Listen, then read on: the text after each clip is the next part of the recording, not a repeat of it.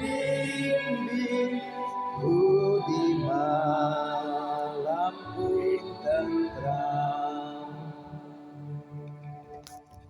Kita bersatu di dalam doa. Damai sejahtera Allah yang melampaui segala akal, itulah yang memelihara hati dan pikiranmu di dalam Yesus Kristus Tuhan kita. Amin. Jemaat yang dikasihi oleh Tuhan kita Yesus Kristus, firman Tuhan untuk kita dalam ibadah minggu di minggu hari ini tertulis di dalam Injil Lukas pasal 17 ayat 11 sampai ayat 19. Saya akan bacakan firman Tuhan untuk kita. Mari kita ikuti di dalam hati kita masing-masing. Firman Tuhan dari Lukas pasal 17 ayat 11 sampai ayat 19. Beginilah firman Tuhan kita. Dalam perjalanannya ke Yerusalem, Yesus menyusur perbatasan Samaria dan Galilea. Ketika ia memasuki suatu desa, datanglah 10 orang kusta menemui dia. Mereka tinggal berdiri agak jauh dan berteriak, "Yesus, Guru, kasihanilah kami." Lalu ia memandang mereka dan berkata, "Pergilah, perlihatkanlah dirimu kepada imam-imam."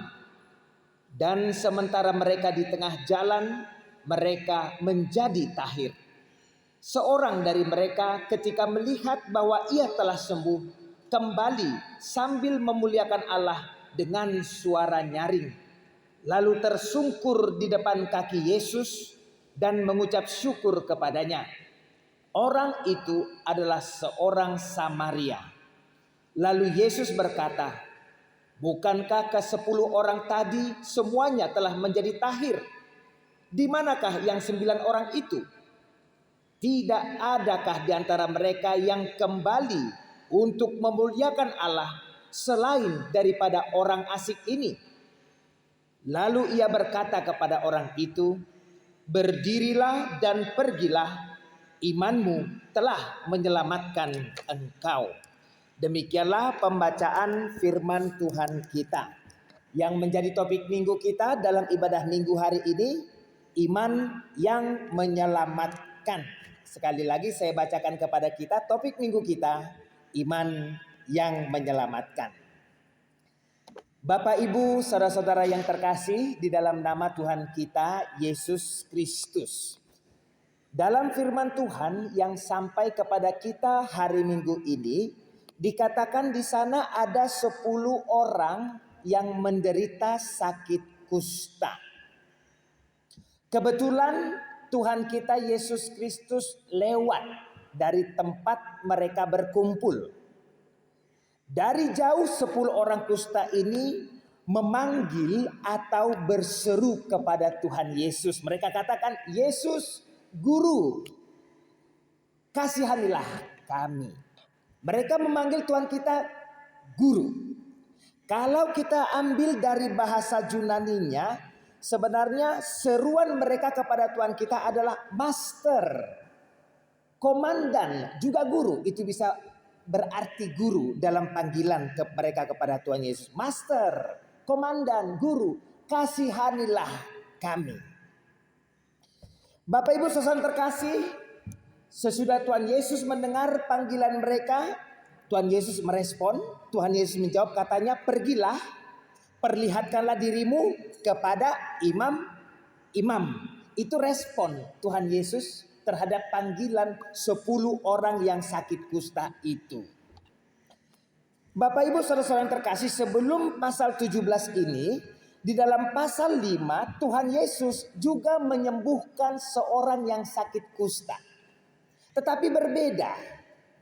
Di dalam pasal 5, seorang yang punya sakit kusta katakan, "Tuhan, aku tahu jika Engkau mau, aku bisa tahir.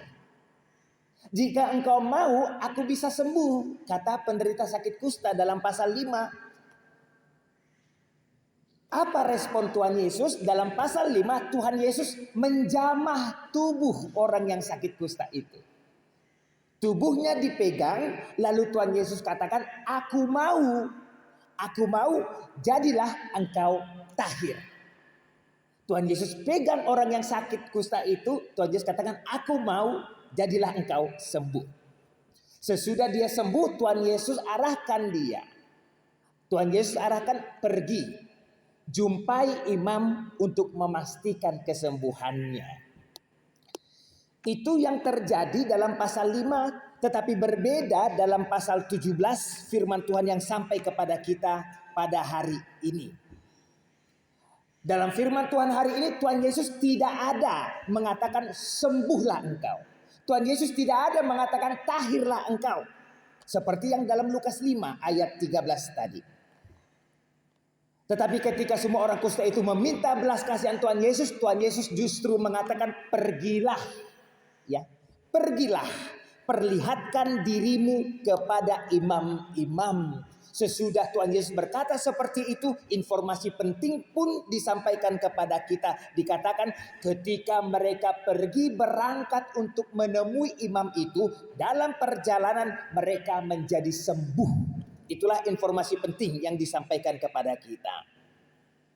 Apa yang mau kita lihat dari peristiwa ini? 10 orang yang sakit kusta tadi, mereka memiliki iman. Bapak Ibu saudara-saudara terkasih, 10 orang yang sakit kusta itu mereka punya iman. Kita tidak tahu apakah iman mereka kecil atau besar, tetapi mereka benar-benar punya iman. Mereka memanggil Tuhan Yesus Master, Komandan, Guru, yang dipakai epistata, ya, Komandan, epistata. Mereka tidak panggil Yesus sebagai kurios, sapaan yang sering dipanggil orang terhadap Yesus, Tuhan. Mereka nggak pakai istilah itu. Tetapi yang mereka pakai istilah epistata tadi, Master, Komandan, kasihanilah kami. Sehingga Bapak Ibu saudara terkasih, bagi yang 10 orang penderita sakit kusta itu, Yesus bagi mereka dipahami mungkin sebagai seorang nabi yang memiliki kuasa untuk memberikan statement atau perintah, statement atau instruksi kepada mereka. Master, beri kami instruksi. Komandan, beri kami instruksi. Seakan-akan seperti itu. Mereka dalam firman Tuhan ini mengenal Yesus, sehingga mereka memanggil dan menyebut nama Yesus sendiri. Yesus Guru, kata mereka. Mereka kenal Yesus, mereka menyebut nama Yesus. Bapak Ibu saudara terkasih, tentang nama Yesus, Injil Matius pasal 1 ayat 21 mengatakan kepada kita. Seperti ini firman Tuhan. Matius 1 ayat 21. Engkau akan menamai dia Yesus. Engkau akan menamai dia Yesus karena dialah yang akan menyelamatkan umatnya dari dosa mereka. Sehingga nama Yesus itu dipahami, ya, dipahami dalam Matius 1 ayat 21 sebagai orang yang sudah ditetapkan oleh Tuhan menyelamatkan umatnya dari dosa-dosa mereka. Itu pemahaman Matius 1:21.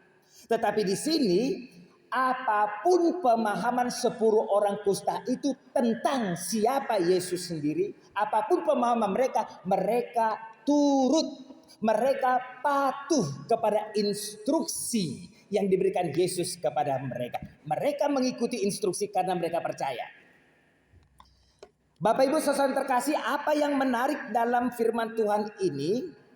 10 orang yang sakit kusta itu mereka bergabung, mereka berkelompok.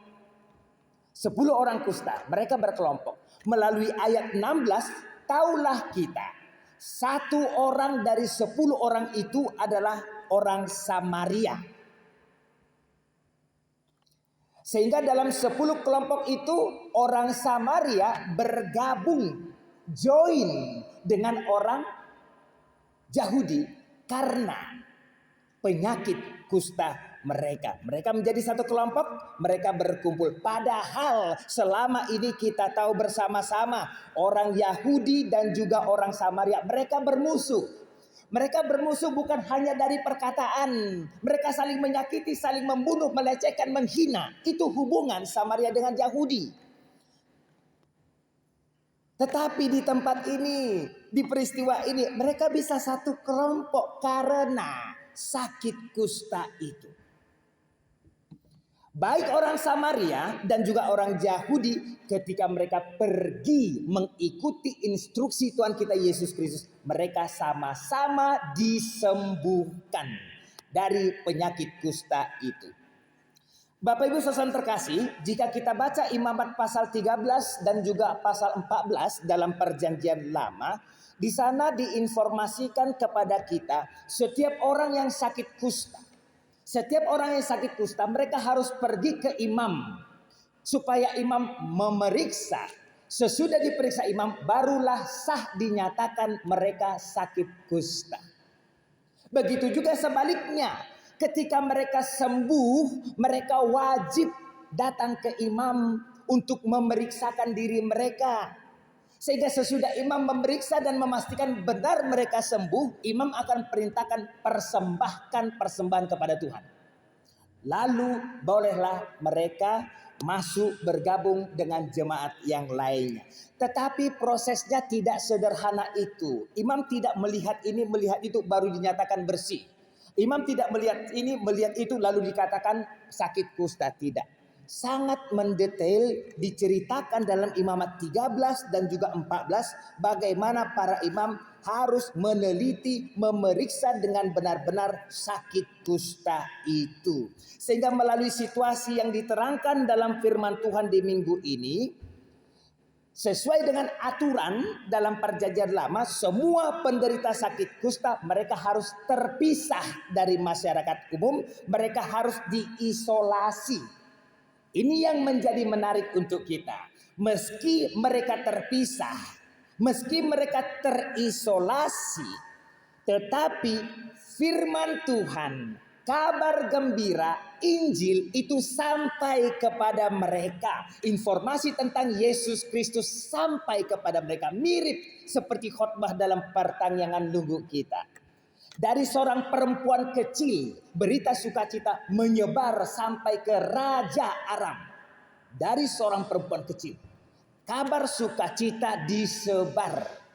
Meski mereka terisolasi, kabar sukacita tentang kehadiran Yesus sampai kepada mereka, bisa didengar oleh mereka. Ini poin pentingnya, Amang Inang, Bapak Ibu saudara terkasih. Kenapa? Tanpa mendengar kabar sukacita Injil tidak ada yang selamat. Tanpa mendengar Injil berita sukacita tidak ada iman yang menyelamatkan. Topik minggu kita hari ini, iman yang menyelamatkan.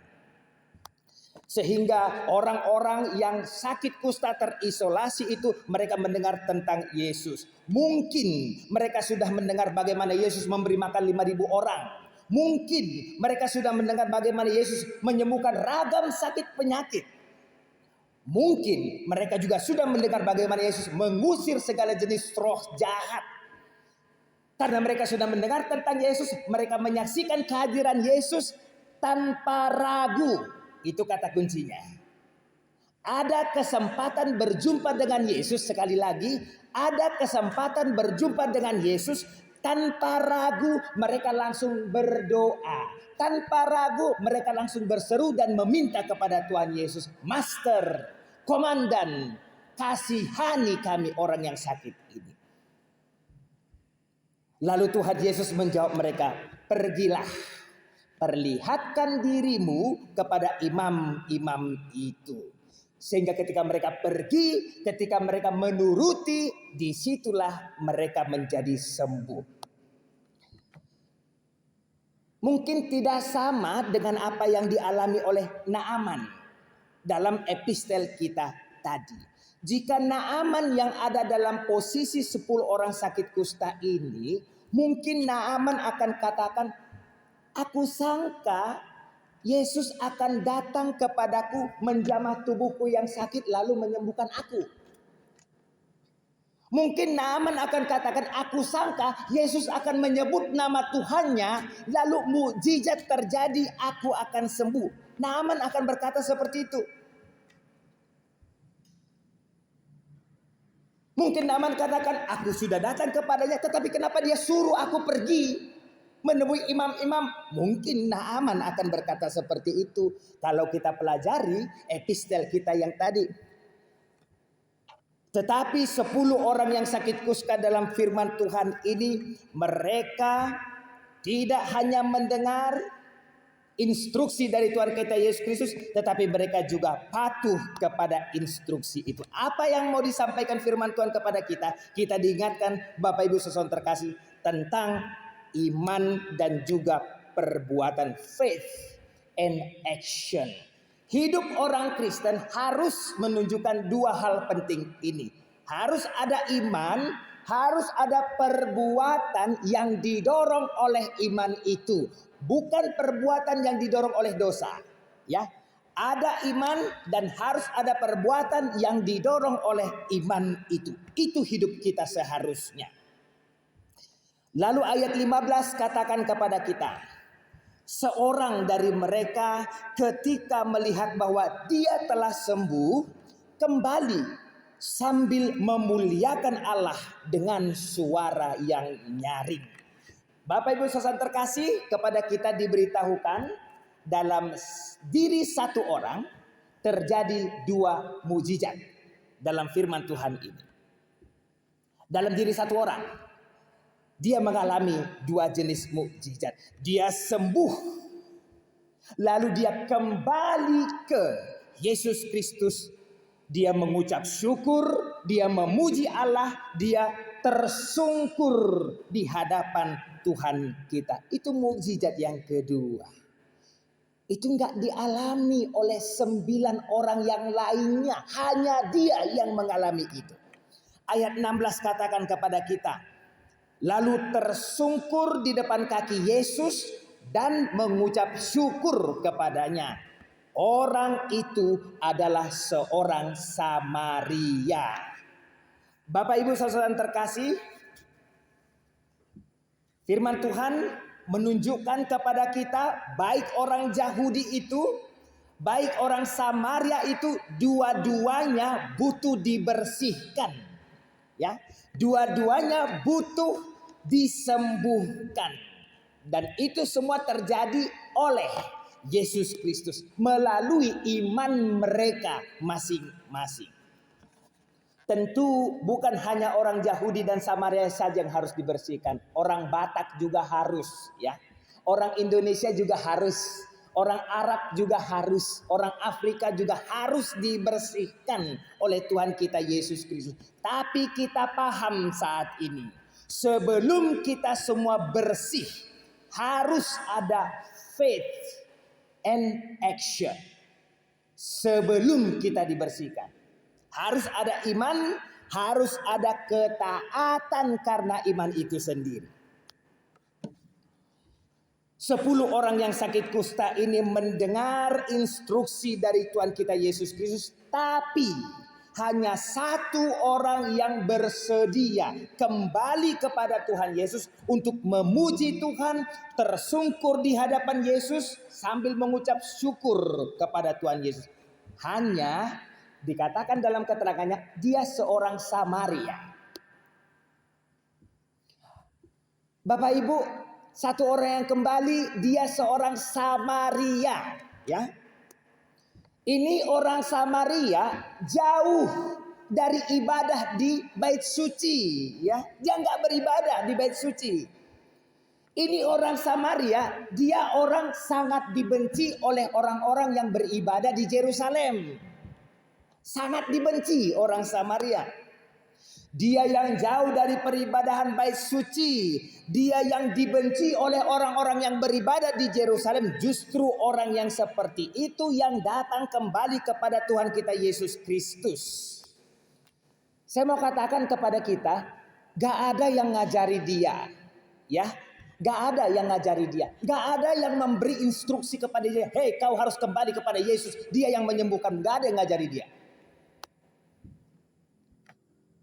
Tetapi yang 9 orang yang menderita sakit kusta dan sudah disembuhkan, mereka mendengar instruksi Tuhan Yesus. Tetapi apa yang mereka lakukan? Mereka pergi menemui iman untuk dalam rangka upacara keagamaan mereka. Mereka mendengarkan perintah Tuhan Yesus. Dalam iman mereka pergi, tetapi mereka pergi hanya untuk ritual keagamaan mereka yang mereka sudah kuasai dalam perjanjian lama. Sehingga 9 orang yang pergi itu, yang sudah disembuhkan itu, mereka gagal dalam membangun relasi dengan Dia yang sudah menyembuhkan mereka. Ini perlu kita pahami dan perlu kita garis bawahi. Karena iman Alkitab kita adalah iman yang membentuk hubungan personal relationship kita dengan Tuhan. Ya.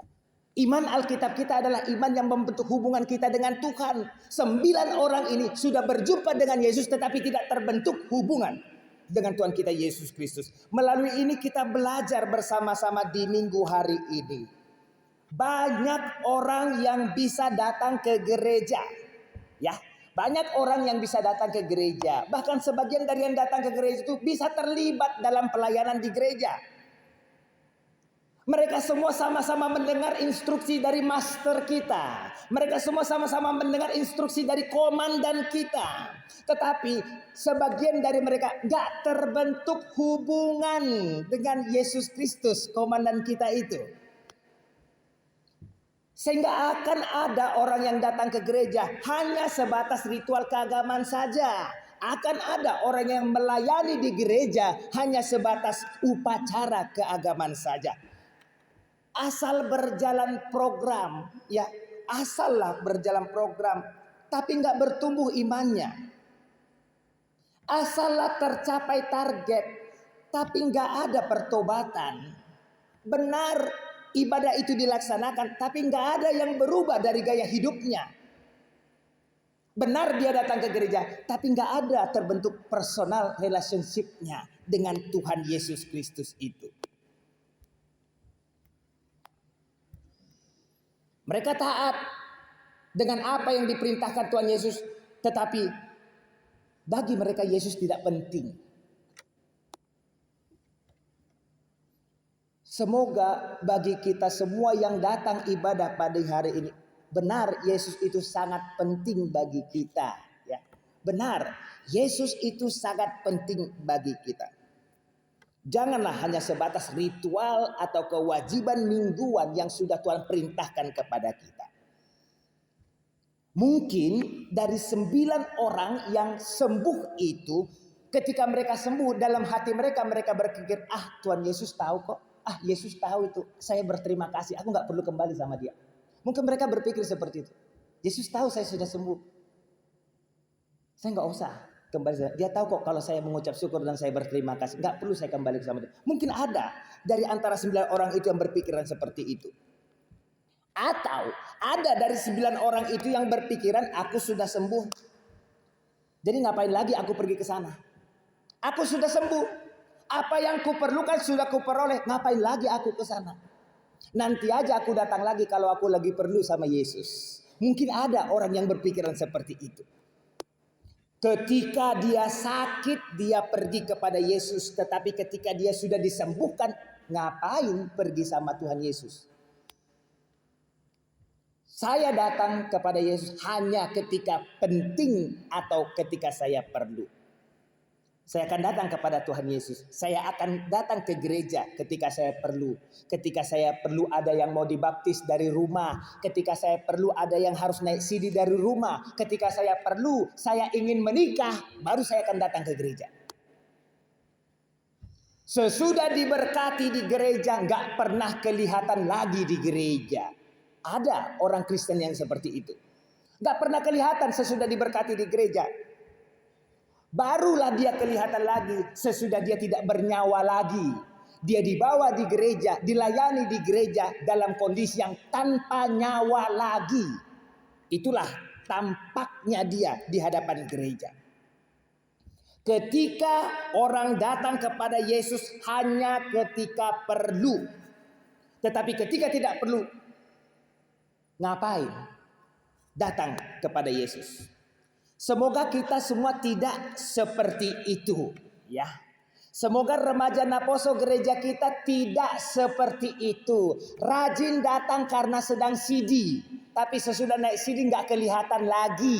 Semoga remaja Naposo gereja kita tidak seperti itu ya. Semoga tidak seperti itu.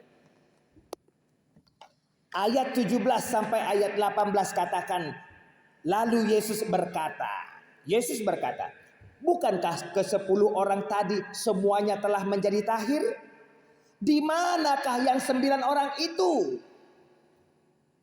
Di mana yang 9 orang itu? Lalu Yesus katakan lagi, tidak adakah di antara mereka yang kembali untuk memuliakan Allah selain daripada orang asing ini, selain daripada orang Samaria ini?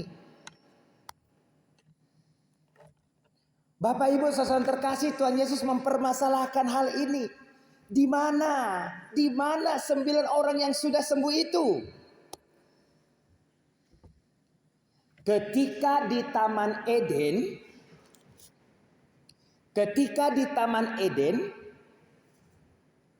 Tuhan kita bertanya, Adam, di manakah engkau? Sesudah Adam jatuh ke dalam dosa, Tuhan bertanya, Adam, di manakah engkau? Menurut kita, apakah Tuhan bertanya Adam di manakah engkau karena Tuhan tidak tahu di mana posisinya?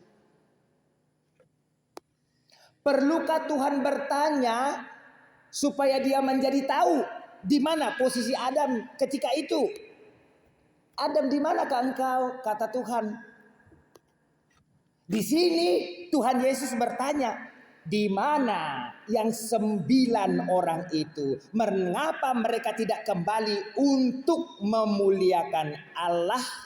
Amang Inang, kita fokus kepada ungkapan Tuhan Yesus ini. Kenapa mereka tidak kembali untuk memuliakan Allah? Pertanyaannya, siapa Allah yang dimaksud Yesus?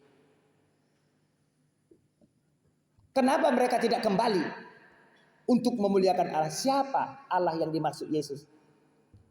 Yesus sendiri. Yesus adalah Allah. Yesus adalah Allah yang harus dipermuliakan. Mengapa yang 9 orang itu tidak kembali untuk mempermuliakan Allah? Bapak Ibu saudara terkasih, dalam firman ini Tuhan kita Yesus Kristus sendiri berkata, tidak ada di antara 9 orang itu yang kembali untuk mempermuliakan Allah selain orang asing ini, selain orang Samaria ini. Hanya 1 orang asing yang datang mempermuliakan Yesus. Hanya 1 orang asing yang sembuh yang datang untuk mempermuliakan Allah.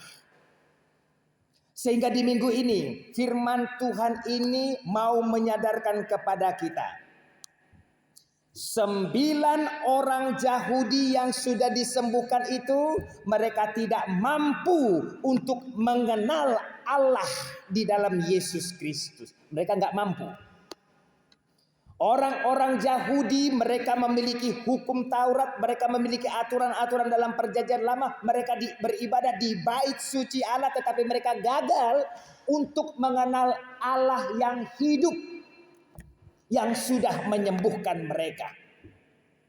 Tetapi justru 1 orang asing ini, dialah yang datang tersungkur di hadapan Tuhan Yesus, mengucap syukur kepada Tuhan kita Yesus Kristus, mempermuliakan Allah, mempermuliakan Yesus. Itu yang mau dilihat dari hidup kita masing-masing. Itu yang mau dilihat dari hidup kita. Kemana jemaat HKBP Bakauheni? Kenapa tidak ada yang mempermuliakan Allah?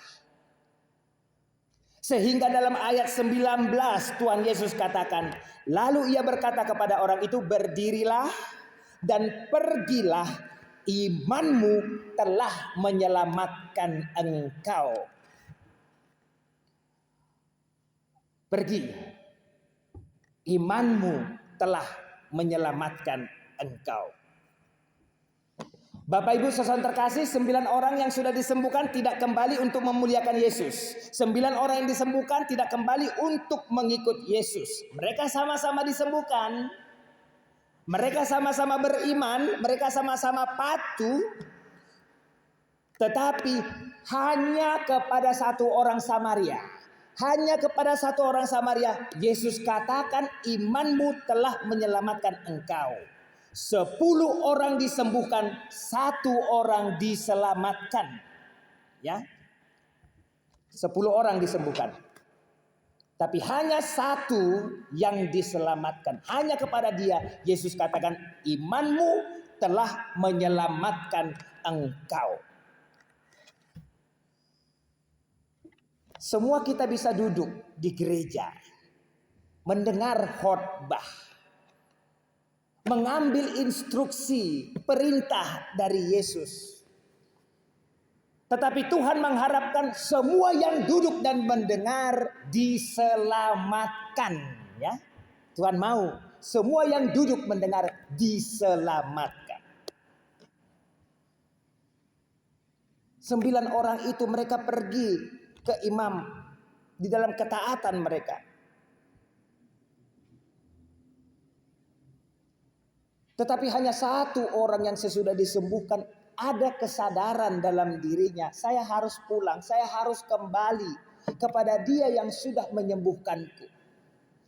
Bukan ritual agama ini yang menyembuhkanku, tetapi dia yang sudah menyembuhkanku.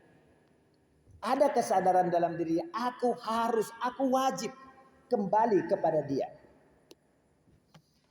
Bapak Ibu saudara terkasih, imam-imam itu, aturan-aturan religius itu, bait suci itu, imamat 13-14 itu semua mewakili ritual keagamaan kita. Itu semua mewakili ritual keagamaan kita. Tetapi Allah yang hidup ada di dalam Yesus Kristus.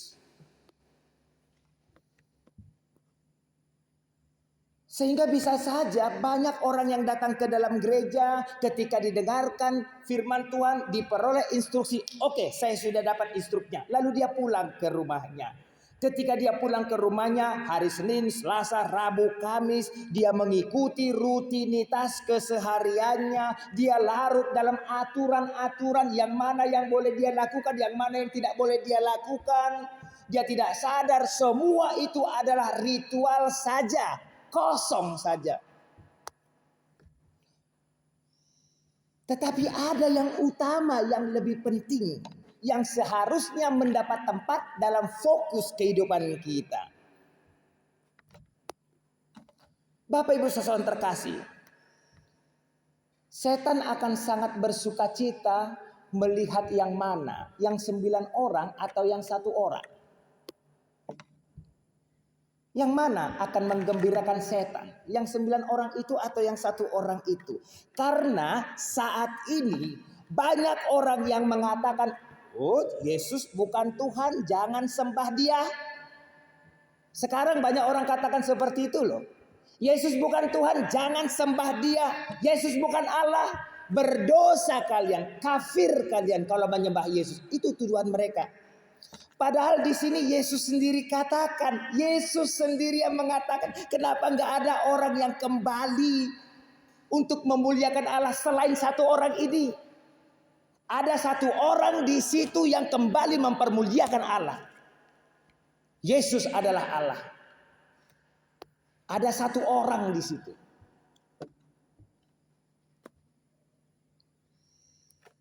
Roma pasal 10 ayat 9 mengatakan kepada kita, sebab jika kamu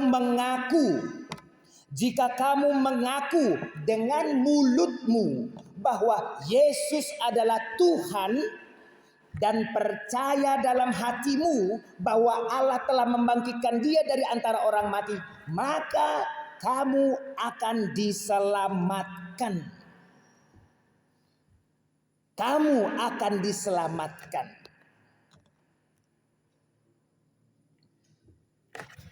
Sepuluh orang itu sama-sama berdoa, sama-sama mohon belas kasihan, sama-sama menerima instruksi. Tetapi hanya kepada 1 orang yang mengaku Yesus adalah Allah, seperti Roma 10 ayat 9 tadi, kepadanya lah Yesus katakan, imanmu telah menyelamatkan engkau. Karena hanya dia satu-satunya orang yang memuliakan Yesus. Hanya dia satu-satunya orang yang tersungkur di hadapan Yesus. Hanya dia satu-satunya orang yang mengucap syukur alamat ucapan syukur kita kepada Yesus. Kenapa Yesus? Dia Tuhan, dia Allah. Kita tidak mengucap syukur kepada manusia, kita tidak mengucap syukur kepada nabi, kita mengucap syukur kepada Tuhan kita. Siapa Allah itu? Yesus adalah Allah itu sendiri. Tuhan Yesus jelas katakan dalam firman Tuhan yang sampai kepada kita di minggu ini. Sehingga Bapak Ibu Saudara terkasih, iman kita itulah yang menyelamatkan kita. Iman. Tetapi kita tidak boleh lupa, jika kita beriman, jika kita beriman, pasti kita akan berbuat seperti apa yang didorong oleh iman itu.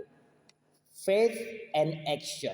Jika kita beriman, pasti kita akan ikuti instruksi Tuhan kita Yesus Kristus. Jika kita beriman, pasti kita akan memuliakan Yesus. Jika kita beriman, pasti kita akan tersungkur di bawah kaki Yesus. Jika kita beriman, pasti kita akan mengucap syukur kepada Tuhan kita Yesus Kristus. Itu sasarannya. Itu goalnya.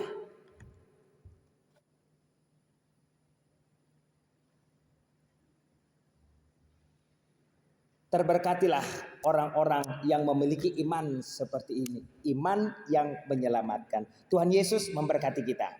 Amin.